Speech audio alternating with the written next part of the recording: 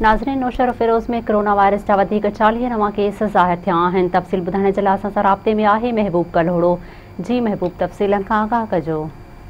जी बिल्कुल, अॼु वरी जेको आहे कोरोना जा जेके नवां केस आहिनि उहे 40 केस जेके पॉज़िटिव अची विया आहिनि।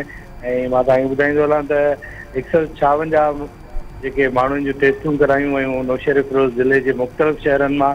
ऐं उन्हनि में 40 पॉज़िटिव अचण खां पोइ जेको आहे अंग जेको नौशहर फिरोज़ ज़िले में आहे उहो 310 थी वियो आहे। मां तव्हांखे ॿुधाईंदो हलां त DHO नौशहर फिरोज़ पारां जेका पत्र जारी कई वई उन में उन इहो बि चयो आहे त अवाम खे अपील कई आहे त माण्हू जेके आहिनि पंहिंजो पाण खे आइसोलेट कनि ऐं एहतियात सां कमु वठनि, छो त रोज़ नवां केस ज़ाहिर पिया थियनि। जी महबूबा, मां जी महिरबानी।